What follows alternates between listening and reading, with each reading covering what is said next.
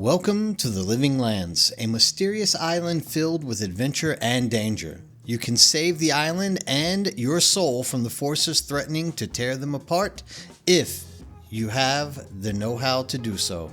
This is Avowed, an upcoming first-person fantasy action RPG from the award-winning team at Obsidian Entertainment, set in a fictional world of Eora that was first introduced to players in the Pillars of Eternity franchise, leaving only one question: is this game right for you?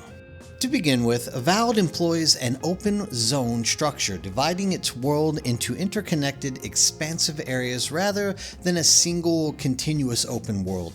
This design choice allows players to explore large, distinct regions, each with its own unique aesthetics and challenges. The zones are crafted to offer a sense of discovery and freedom, enabling players to delve into various biomes and environments at their own pace. The decision to implement open zones was influenced by the desire to maintain effective pacing and narrative control. In an open world setting, it's challenging to predict a player's actions and locations at any given time, which can complicate storytelling and game balance. By structuring the game into defined zones, the developers can better anticipate player progression and deliver a more focused and engaging experience. This approach is reminiscent of Obsidian's previous title, The Outer Worlds, where players navigated through a series of substantial explorable areas. In Avowed, each zone is designated to be rich in content, offering numerous side quests, hidden secrets, and diverse characters to encounter. Players have the flexibility to thoroughly explore each area or pursue a more streamlined path through the main narrative. So, by adopting the open zone structure, Avowed aims to provide a balanced blend of player autonomy and narrative cohesion, ensuring that the story unfolds in a compelling manner while still offering ample opportunities for exploration and adventure. In Avowed, players begin their journey by creating a character known as the Envoy. A significant aspect of this character creation process will involve selecting a backstory, which influences both the narrative and the gameplay elements of the future of the character itself.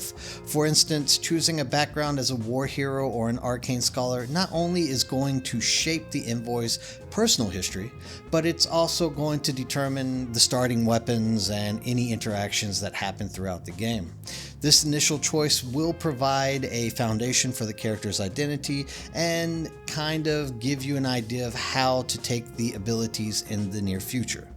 Now, despite these predefined backgrounds, Avowed is offering a very flexible class system. Players are not confined to the roles of equipment associated with their chosen backstories. As the game progresses, a variety of weapons and magical choices will become available to you, allowing for diverse combat styles. This design ensures that players can adapt and evolve their envoy skills and equipment to suit their preferred playstyles, fostering a personalized and dynamic gameplay experience, thus not tying you down to just one class. You'll be able to change the class as it fits you best. Now, by integrating meaningful backstory selections with an adaptable class system, Avowed aims to provide a rich and immersive role-playing experience tied to this, where players' choices significantly will be impacting both the character's development and all the unfolding narrative as you are working down the lines. So, get ready to make the right choices so that you are getting the right responses.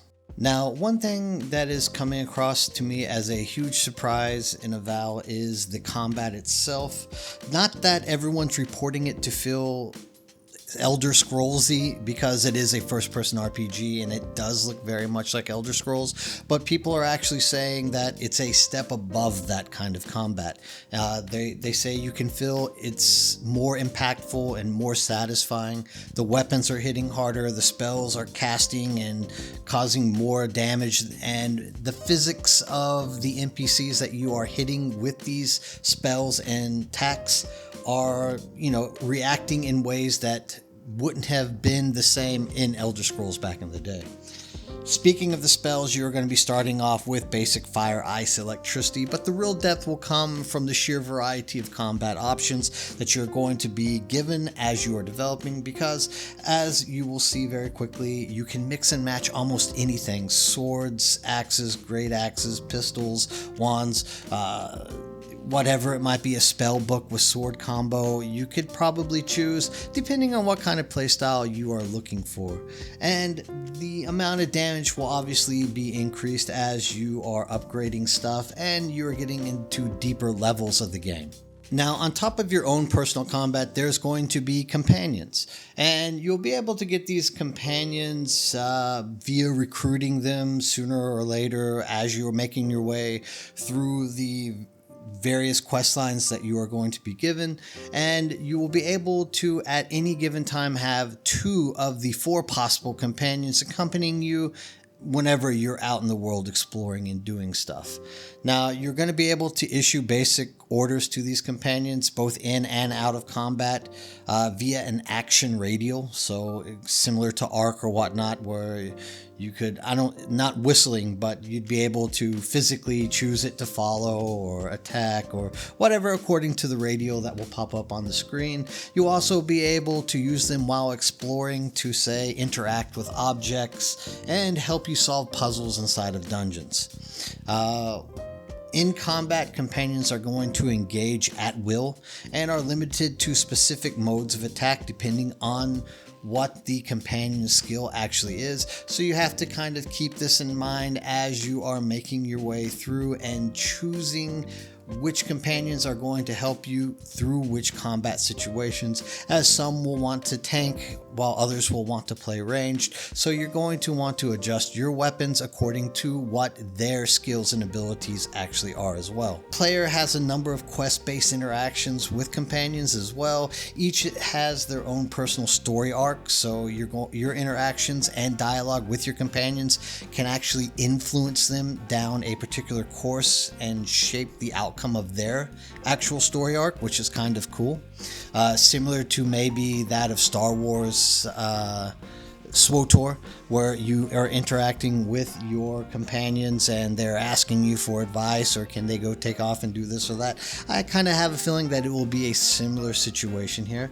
The companions don't have a strict approval system though, and you won't have to maintain your companions and the relationships to keep them in the party itself. So it won't be like SWTOR where you actually have to make sure you are guessing correctly so that you can get the maximum outcome from them. You can engage in dialogue though and speak with all the companions at the party camp, where you'll be able to store them when you're not using them after their recruitment, but not while exploring the open world, so keep that in mind as well. You're going to want to pick and choose and talk to the right companion before you set off on your adventures. As for the 4 companions that you'll be able to pick up along the way is going to be Giada and Yatzili, which are both wizards. However, Giada is considered to be a scientist via background, while Yatzili is a scholar, so I'm guessing this will affect what kind of outcomes they have as you are interacting with them and using them throughout the quest lines. You then will have Kai, who is a fighter. I would guess him to be more of the tanky, pull the aggro type class, and Marius, a ranger, just a bow shooting dwarf that is a hunter from the old days.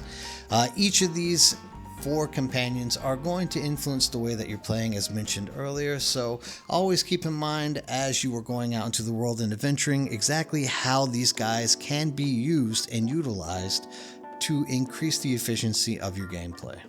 So if you are a fan of first-person action RPGs with a very strong story-driven lore that's behind it for you to interact with and do quests that are meaningful and change according to your actions and the companions that you have around you, you are definitely going to want to put Avowed on your list as one of the key games that you will be playing this year. I know I personally have it as one of my top 5 most anticipated for 2025. I'll be spending a lot of time in game trying to figure out the classes and how to make things work. And on top of that, I really believe this is going to be a great title for people to be trying out. It's on Xbox Pass, so it's cheap. You don't have to worry about dropping big money. Go in there, try it out. What could it hurt?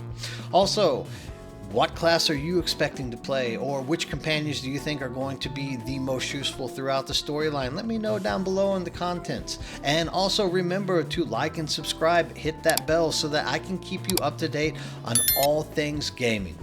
Everybody, I'll see you in game.